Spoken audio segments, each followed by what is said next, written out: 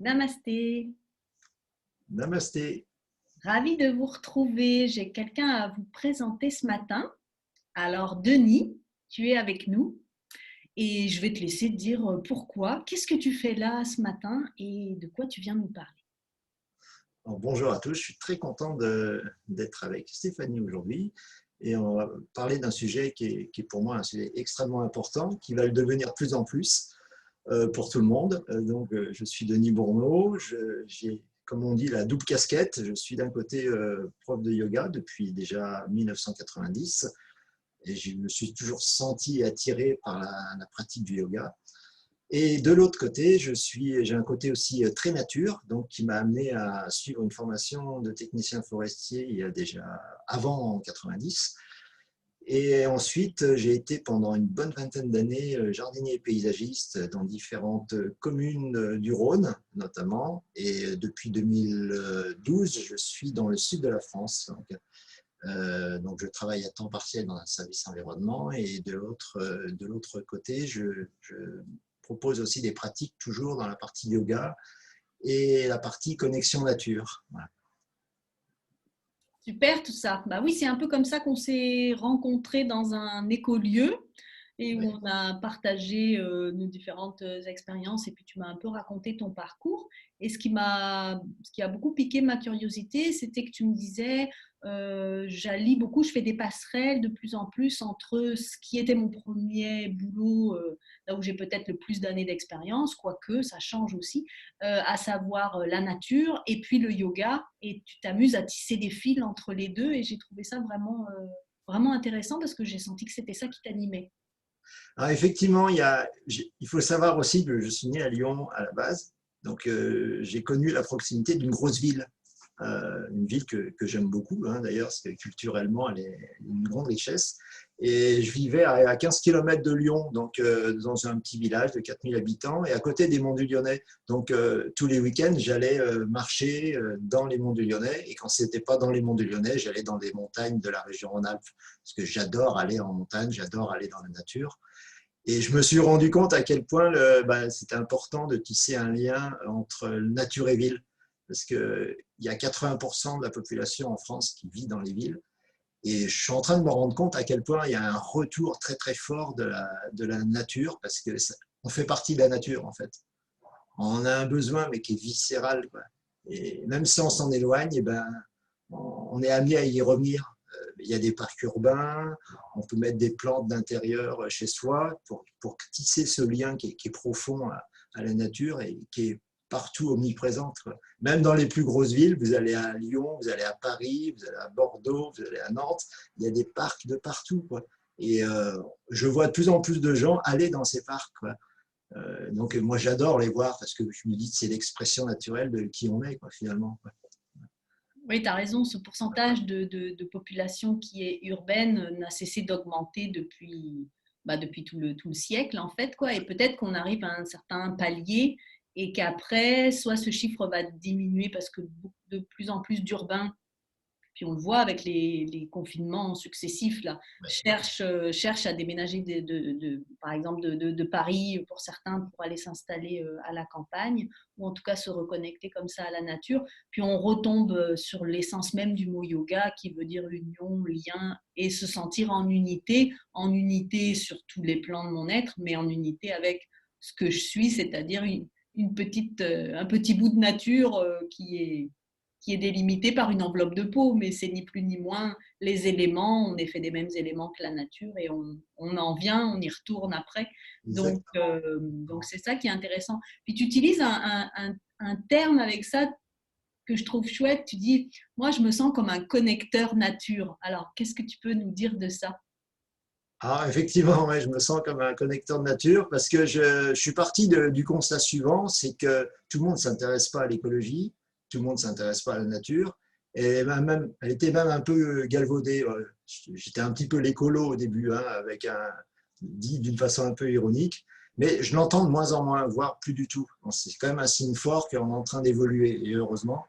Donc, mon côté connecteur de la nature, c'est en fait c'est l'approche sensible que j'amène pour amener les personnes à se relier à la nature. Parce que par des explications purement rationnelles et scientifiques, ça touche pas tout le monde. c'est important d'en donner, mais c'est pas, ça ouvre pas forcément à cette connexion profonde au niveau du cœur. Donc, du coup, je me suis dit, tiens, comment je peux l'amener de façon complètement naturelle, parce que chez moi, c'est naturel, en fait. Alors que depuis l'âge de 3 ans, avec mes parents, notamment avec mon père, qui a été un scientifique de l'écologie, il a enseigné l'écologie toute sa vie, quoi, en université. Donc, je suis imprégné par ça, quoi. Je suis dans le grand bain de la nature depuis toujours, quoi, en fait, quelque part. C'est mon deuxième lieu. Je suis né à Lyon, mais je suis aussi né dans la nature d'une certaine façon. Et du coup, je me suis rendu compte que chez moi, c'était naturel, mais chez la plupart des gens, ça ne l'était pas.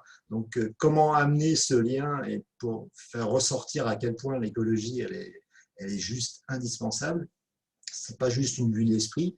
Et ben, c'est en allant dans la nature, en marchant. Et quand on marche dans la nature, on se connecte. On se relie à soi-même, on se relie à qui on est vraiment et on se relie aux énergies spontanément de la nature, des arbres et de tout ce qui la compose.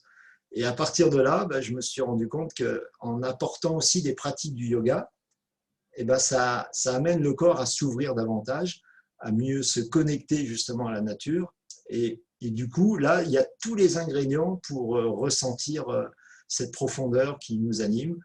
Et c'est quelque chose de très naturel. Et c'est ce qu'on appelle l'approche sensible, en fait. Ce n'est pas une approche purement scientifique. On va amener une explication très rationnelle, qui peut être certes parfaitement utile, mais là, l'approche sensible va amener cette connexion encore plus forte, quoi. Et à un moment donné, on va ressentir ce lien de cœur qu'on a avec les arbres, avec la nature. Et à partir de là, c'est là où ça peut déclencher réellement des changements de comportement. Parce que si on peut expliquer l'intérêt de l'écologie, de préserver les espaces naturels à certains, mais ça ne touche pas tout le monde. On s'en rend compte. Hein. Et du coup, en amenant justement ces pratiques de yoga dans la nature, et bien là, on peut toucher beaucoup plus de monde. Et avec une pratique, mais simple. Parce que ce que je propose, c'est des pratiques très simples que tout le monde peut faire, quoi. Il n'y a pas besoin d'être hyper souple, etc. Youpi, on se retrouve là-dessus. Parce que c'est pareil, les gens ont souvent Ouais, cette image-là, oh là là, c'est yoga. ça. C'est ça. Je rigolais un jour quand tu disais est-ce que je peux venir dans un cours de yoga parce que je ne suis pas du tout souple. Bah, raison de plus. Voilà, exactement. Si tu viens dans un cours de yoga mais que tu es déjà un gymnaste de haut niveau ou un acrobate, bon, bah, c'est intéressant. Mais le yoga, c'est vraiment pour chacun. Après, à nous de l'enseigner de manière à pouvoir l'adapter. C'est ça qui est le plus délicat. Puis j'ai l'impression que toi, ton état d'esprit, c'est vraiment rendre accessible à Voilà. chacun, à la fois les deux, c'est-à-dire un yoga simple avec des postures simples et encore une fois que tu vas adapter à l'âge, à l'état de santé de la personne au moment où elle est devant toi, pour qu'elle se sente en plus en situation de compétence, d'être capable d'eux, et c'est super important. Et en même temps, pareil, j'aime bien quand tu dis que, ok, l'approche scientifique, puis on en a tous quand même une plus ou moins vague ou précise idée, parce que ça fait quand même des années que le discours, il est là, mais c'est comme si ça s'adresse à une partie de notre cerveau.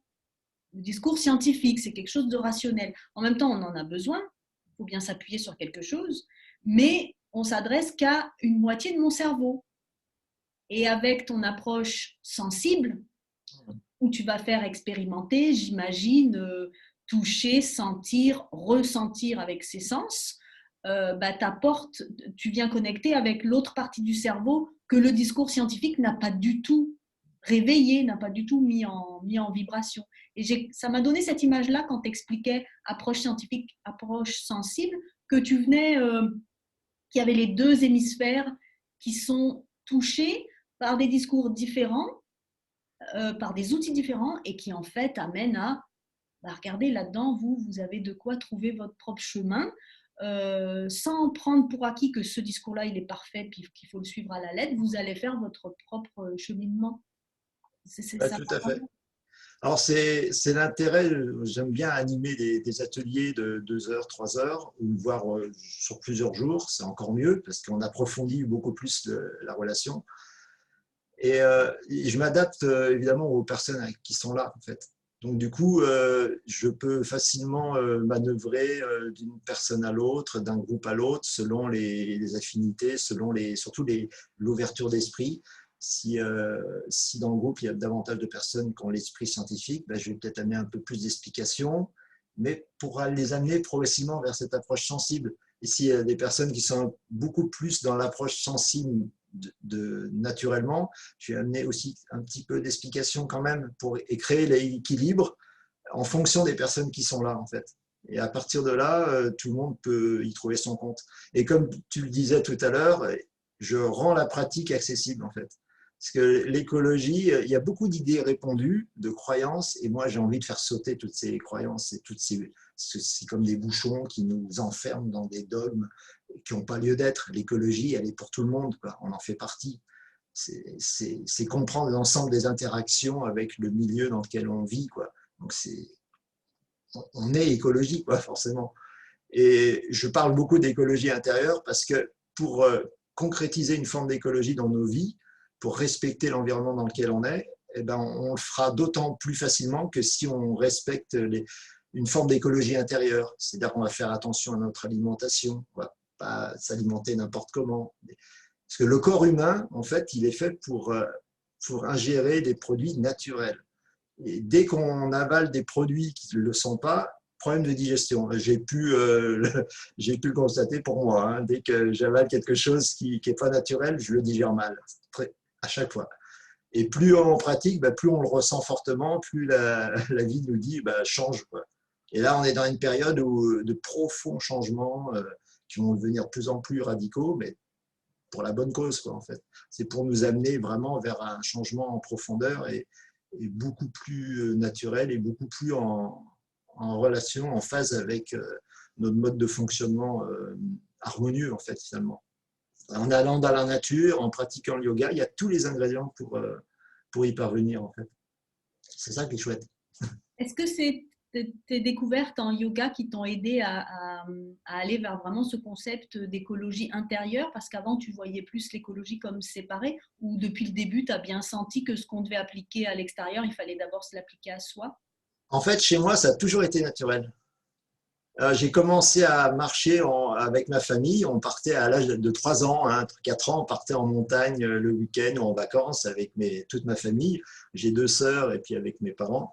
Et on partait en camping, hein, tous les 5. Hein. Donc, immersion totale dans la nature. Et j'adorais ces moments, en fait. Et j'adorais ces moments. Et quand on revenait en ville, je me dis, ouais, j'aime bien la ville, mais il me manque quelque chose quand même. J'aime bien aller dans la ville. Et du coup, mais pas y vivre. Pour moi, la situation idéale, c'est vivre à 10-15 km d'une ville, pouvoir bénéficier des avantages de la ville, des relations qu'on a en ville, mais tout en vivant en pleine campagne. Pour moi, c'est la bonne osmose, en fait.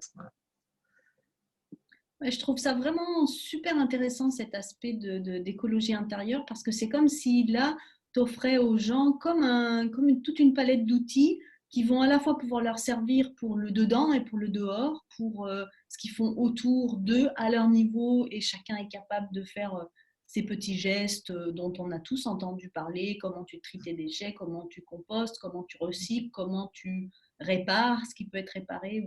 Tout ça, ça commence par dans la maison en fait, et en même temps de s'appliquer à soi avec, comme tu disais, l'alimentation, toute l'hygiène de vie.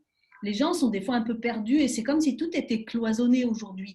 Oh, il faut que je sois parfait dans mon alimentation. En plus, c'est culpabilisant parce que les gens se disent oh là là, ouais, mais là, tous les changements que je dois faire d'un coup, ils se sentent un peu débordés et du coup, ils tardent des fois à s'y mettre alors que il faut bien commencer. Hein. C'est comme pour aller gravir la montagne. Il va bien falloir commencer à mettre ses chaussures et attacher ses lacets avant même de faire le premier pas. Donc, j'ai l'impression que toi, ce que tu es en train de dire, c'est comme une espèce de palette d'outils en disant, tout ça, c'est la même chose. Cette espèce d'écologie intérieure, vous avez ça comme outil dedans. Le yoga vous apporte tout ça comme outil.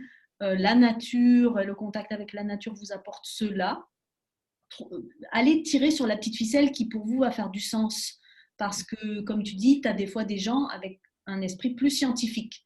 Donc, tu as bien raison d'aller dans ces cas-là avec ce qu'ils veulent entendre, c'est-à-dire des choses scientifiques pour après tout doucement les amener vers quelque chose de plus qui passe par un aspect sensible. Sinon, tu les braquerais puis tu n'obtiendrais pas leur adhésion. Et l'inverse, quand tu as quelqu'un de sensible, tu lui colles pas un discours scientifique, sinon elle t'écoute plus, elle regarde le petit nuage, le petit oiseau, puis elle est ailleurs, quoi. Donc ça, c'est super intéressant. Mais tout ça, ça me donne l'impression que c'est ça. Toi, ce qui te plaît, ce qui t'anime, c'est de leur montrer qu'il y a plein d'outils et qu'il n'y en a pas un qui est meilleur que l'autre pour commencer. Si tu sens que tu as besoin de commencer d'abord par modifier ton alimentation, eh ben, vas-y avec ça. Si c'est d'abord de reprendre conscience de ta respiration ou de comment tes pas vont se dérouler quand tu marches ou de, que sais-je, eh ben, prends l'outil qui te va le mieux pour commencer, que ça soit du plaisir, parce que déjà que tout changement, on le sait, ça demande quand même de l'énergie, puis l'être humain, il n'aime pas bien changer ses habitudes.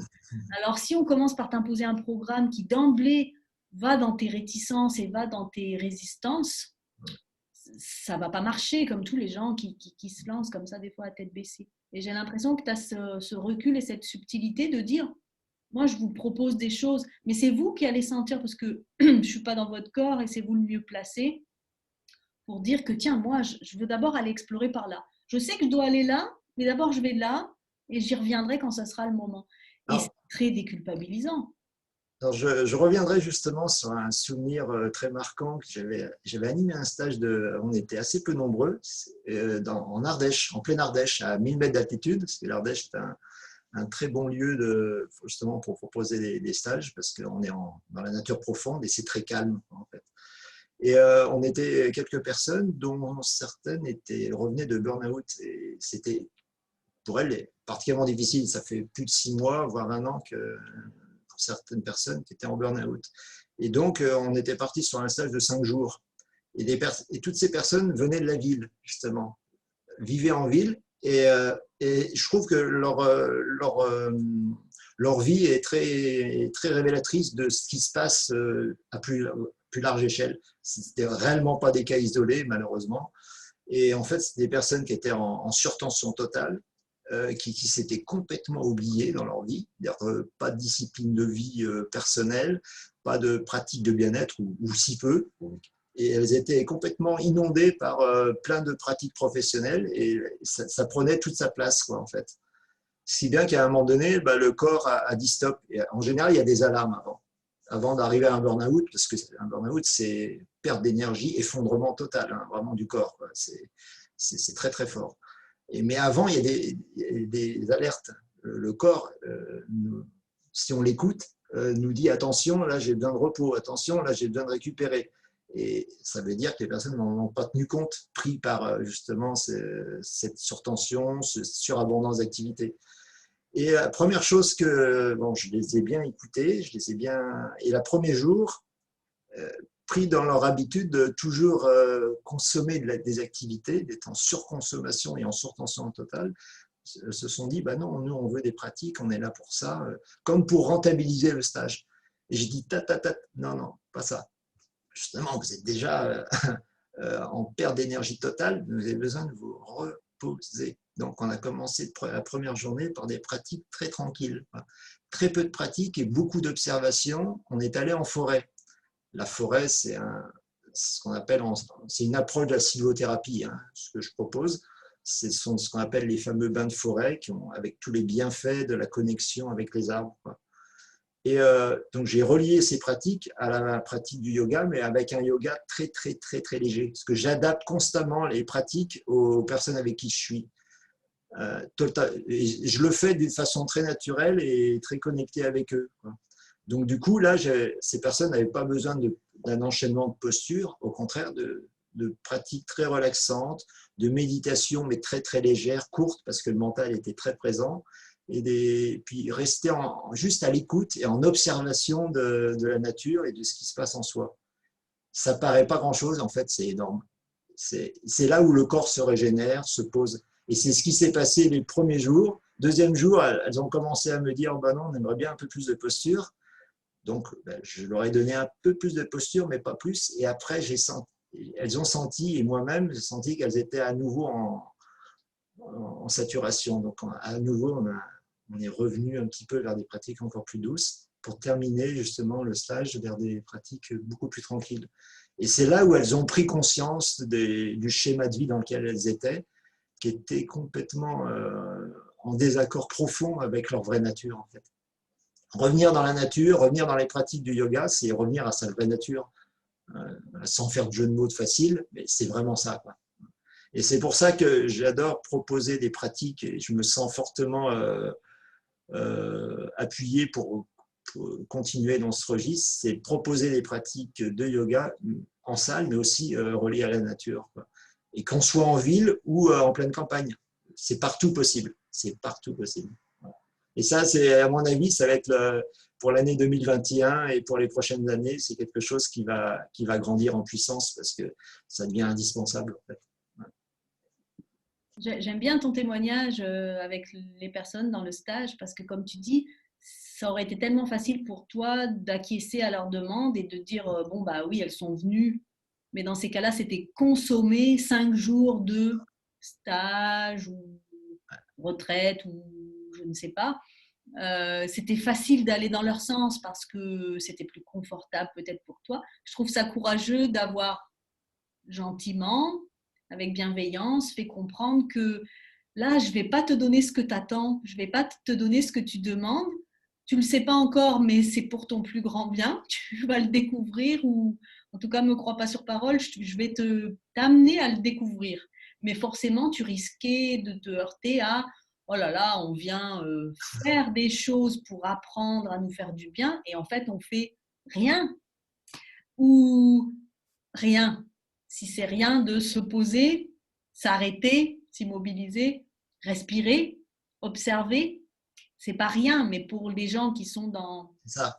la course permanente, et je trouve ça courageux quand même, et en même temps tellement salutaire pour eux, et j'imagine que tu as eu leur retour à la fin, dans des stages comme ça, où les gens, en plus, avec toute la sensibilité que tu peux avoir, de t'être senti dans ce point de bascule là, du burn-out, parce que c'est tu bascules hein, quand même, et tu te demandes si quelque chose va te remonter à la surface.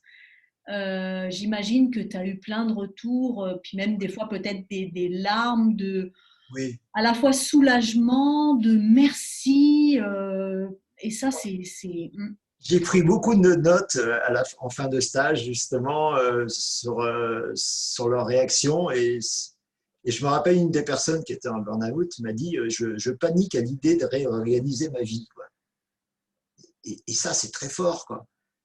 Et je m'appuie réellement, d'ailleurs, sur ces réflexions maintenant pour mettre en place mes nouvelles formations, mes nouveaux stages, parce que je me rends compte que c'est loin d'être la seule personne.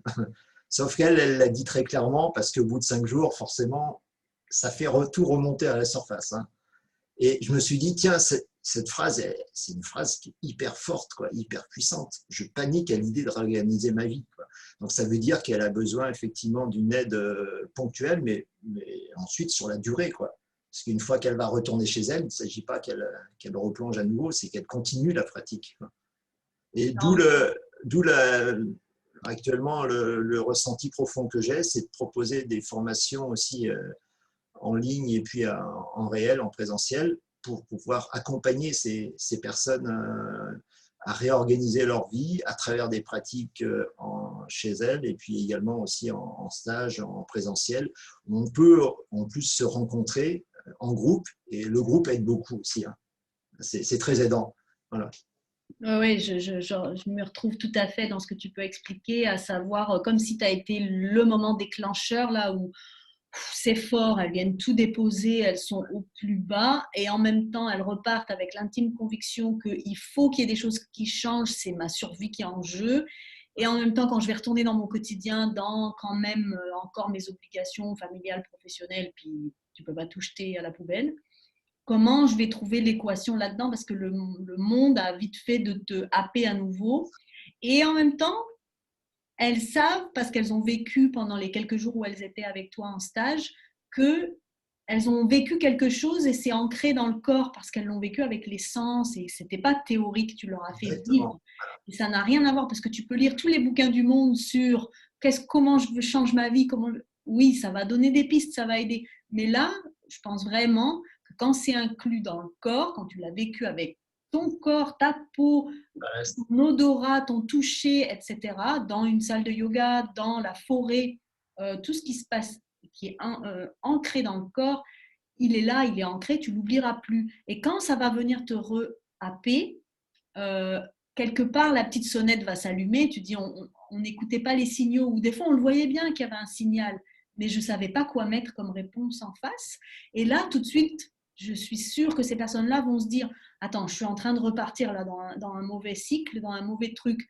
J'ai eu l'expérience, là, j'ai eu le stage, j'ai vécu des choses. J'ai senti que c'était ça la vérité pour moi parce que ça me faisait du bien à tous les niveaux. Elles vont y retourner d'un moyen ou un autre, ils savent que ça existe. Comme le yoga qui leur fait découvrir qu'ils ont cet espace et qu'ils reprennent leur santé en main à tous les niveaux, parce qu'il n'y a personne d'autre que eux qui vont pouvoir se mettre sur un tapis pour faire une pratique ou décider d'aller mettre leurs chaussures de marche et d'aller en forêt ou de commencer à mettre différemment des produits dans leur assiette en se disant tiens, ce qui est à l'intérieur, c'est moi qui choisis de le mettre, donc c'est un acte conscient. Mais c'est comme si là, tu avais semé une petite graine. c'est ce que j'allais dire. Ça, c'est mon côté semeur de graines, ça. Ah, vas-y, dis-moi tout sur le semeur de graines. J'aime bien cette expression parce qu'elle dit beaucoup. Ça veut dire que semeur de graines, c'est dire que je ne me positionne pas comme la personne qui sait, écoutez-moi, je suis votre gourou, j'ai horreur de ça. En fait. Je suis plutôt dans le style, voilà, je vous accompagne, je vous guide dans un moment de votre vie, et puis après, libre à vous, effectivement, de me suivre. Et si vous ressentez que c'est juste pour vous, bah, on continue, quoi. Voilà, c'est en toute simplicité, quoi. Mais en amenant une profondeur. Et du coup, le côté semeur de graines, c'est relié évidemment à mes pratiques personnelles, à mon côté forestier, à mon côté jardinier. Mais c'est, comme me disait quelqu'un une fois, tu es un peu le jardinier de la conscience. Tu sèmes les graines de la conscience pour amener les gens à, à changer leur vie, mais de façon consciente, de façon profonde. Pour arrêter, comme tu disais tout à l'heure, de tomber à nouveau dans la surconsommation. C'est pour ça que notre monde actuellement est en profonde mutation, parce qu'on consomme tout le temps, partout, et on finit par s'épuiser. En fait. Et on épuise les ressources de la nature et on s'épuise soi-même. Donc c'est juste plus possible de continuer comme ça. Donc c'est mon côté semeur de graines, c'est amener les gens justement à planter les graines qui correspondent à leur qualité profonde. En fait. Moi, j'aime bien faire émerger naturellement, mais je le fais spontanément en fait. Je réfléchis même pas, c'est spontané. C'est-à-dire que j'amène les gens à exprimer leur qualité profonde. C'est ce qui est fabuleux, on vit une humanité qui est d'une diversité absolue. Tu vas dans une forêt, la forêt, c'est une communauté extraordinaire. Les arbres s'entraident. Est-ce que nous, on le fait tout le temps? Pas sûr. On y vient, mais bon, par la force des choses. Et on est aussi la nature, c'est d'une grande biodiversité. Au niveau faunistique, au niveau floristique, c'est extraordinaire. Quoi. Alors, et pareil, nous, la communauté humaine est aussi d'une grande biodiversité. C'est-à-dire qu'on est tous, on a tous une différence, mais on est tous en même temps reliés. Quoi. Donc, si on apprend à travailler et à vivre ensemble, ça devient fabuleux. Quoi. Et dans des pratiques de yoga, justement, sur plusieurs jours, on apprend à retrouver cette unité, cette communauté de vie, cette forme de biodiversité à travers les relations humaines. C'est fabuleux, quoi, je trouve. Et moi, c'est ce qui me fait vibrer. Et quand j'en parle, je sens que ça me touche profondément et que j'ai envie de le transmettre. Et c'est là où je vais justement amener les gens à faire germer ce qui sont en eux. Quoi. Et quand des gens disent bah, « moi, j'ai envie de changer ma vie, mais je ne sais pas comment », bah, commence par exprimer tes qualités profondes. Tu en as, mais peut-être que tu ne veux pas les reconnaître, en fait. Parce que lié à des croyances ou à des idées reçues, liées à ton éducation diverses et variées, ça t'amène à pas forcément reconnaître qui tu es. Quoi. Donc, la pratique de yoga plus associée à des pratiques en pleine nature fait émerger tout ça. Et si en plus une personne est là pour vous guider, bah, c'est encore plus facile. Plus le groupe, c'est encore plus porteur en fait. Et moi, j'aime bien faire émerger justement ces qualités qui reviennent systématiquement. Alors, sur 2-3 heures déjà, on sent bien la différence. Et sur 5 jours, là, c'est encore mieux parce que là, on rentre en immersion totale. Et Le premier jour, c'est souvent un temps de décompression. Là, le mental est très présent et donc il faut le lâcher progressivement. Mais ça se fait tout seul. Il n'y a même pas le il faut lâcher, ça se fait à son rythme. Et au bout de 3 jours, ça y est, on sent que le groupe commence à vivre selon sa vraie nature. Et les graines qui ont été semées au début, bah, elles commencent à devenir déjà des petites plantules. Et pour certains, ça y est, ça a déclenché des changements de vie. Moi, je l'ai vu à l'issue de stages que j'organisais, des déclenchements de changements de vie. J'ai vu des personnes après me rappeler en me disant, ça y est, ma vie est changée, ça y est, j'enclenche le processus pour y parvenir. Ça, c'est un témoignage fabuleux, quoi. Ouais, c'est génial d'avoir ces retours-là. J'ai comme l'impression qu'avec tous les témoignages que tu reçois, tu vas pouvoir écrire un livre, non, bientôt à force. Alors justement, le livre est déjà écrit. Ouais, j'ai effectivement, il y a quelques années, je me suis lancé le défi effectivement de d'écrire un livre. Mais ça aussi, ça a été l'appel du cœur en fait. C'est pas juste un processus mental, il faut que j'écrive un livre. Non, c'est quelque chose que j'avais en moi. Le processus a démarré il y a plus de 10 ans en fait.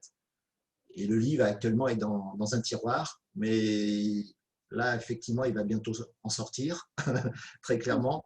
Et ce livre, c'est un livre initiatique qui parle effectivement du sujet dont on parle. C'est pour effectivement amener les gens à se réconcilier avec eux-mêmes, à se réconcilier avec leur vie et à faire ressortir leur qualité profonde et cette forme d'écologie qui est en eux, quoi, profondément, pour la faire ressortir au quotidien, pour que ça ne soit pas juste un processus intellectuel, mais qu'il soit effectif, quoi. Moi, ce qui m'intéresse, c'est pas d'être comment dire, dans des descriptions purement intellectuelles, non incarnées. Ce qui est important, c'est que tout ça s'incarne au quotidien à travers des gestes simples de la vie, quoi. Ce qu'on Ouais. appelle l'éco-geste, pratiquer au quotidien, respirer au quotidien, mais respirer en ressentant qu'on respire. Je me rappelle d'un maître en yoga qui nous disait, vous respirez, mais vous n'avez pas la conscience de respirer, vous le respirez instinctivement, quoi, en fait. Okay. C'est vivre la respiration, quoi. Sentir qu'on inspire, sentir qu'on expire et qu'on vit l'inspiration, qu'on vit l'expiration. Ce qui est rarement le cas, en fait, parce qu'on se fait happer par tout l'extérieur et du coup, on n'est pas intériorisé, on est extériorisé. Et dans le monde actuel, on est comme dans une machine à laver, 1500 tours minute. On est essoré par tout ce qui se passe à l'extérieur, surtout en ce moment où il y a énormément d'événements qui arrivent de plus en plus forts. Ouais. Mais du coup, si on reste à l'extérieur, on peut être très vite mal, en fait. Et Ouais. donc, c'est revenir à l'intérieur, en fait, tout le temps, tout le temps, tout le temps. C'est sûr que de passer de l'essoreuse à 1500 tours à allonge-toi immobile et respire, ça fait un sacré changement à l'intérieur. Et puis, tu vois, je reviens sur ton expression semeur de graines. C'est sûr que tu sèmes des graines. Peut-être tu es plus un germeur de graines, parce que les graines, elles sont déjà là dans les personnes. Mais toi, tu vas apporter tout ce qu'il va falloir là pour que la graine, elle germe. Parce que la graine, elle y est. Et il y a tout le potentiel dedans, bah, tu le sais mieux que moi, hein, tout le potentiel de vie qu'il y a dans la graine. Mais toi, tu vas donner des éléments pour que ça puisse germer. Puis c'est quand même un chouette cadeau, hein, de voir ces retours que tu as de personnes qui après te font des témoignages. Ben, je ne savais pas que le livre était en process depuis une dizaine d'années et puis que peut-être maintenant ça va être le moment pour toi qu'il le voit le grand jour et puis qu'on puisse un jour l'avoir dans les mains pour en Ouais, bénéficier. Le problème, c'est que du coup, il faudra que tu reviennes nous en parler quand le livre va exactement. sortir parce que bah, faudra suivre ton actualité. Je trouve ça vraiment super ces parallèles-là et j'ai l'impression qu'on parle de la même chose quand on parle de nature, d'écologie intérieure, de yoga. Tout ça finalement, ben, cette source si traditionnelle et si ancienne que le yoga nous l'offre déjà et ce sont des formes différentes que ça prend, mais c'est la même chose. Et je pensais à quelque chose tout à l'heure. J'imagine comment tu guides les personnes à travers le contact, à travers la sensorialité que tu fais reconnecter, à travers à la fois les pratiques de yoga les postures simples et la forêt. Moi, il y a quelque chose qui me plaît particulièrement, puis je t'en avais parlé quand on s'était rencontrés, c'est les mudras. Tu sais, les mudras, j'ai la chance de les apprendre avec Lokana sans regret depuis 9 ans maintenant. Les mudras, ce sont des gestes des mains qui viennent sceller un circuit énergétique dans le corps.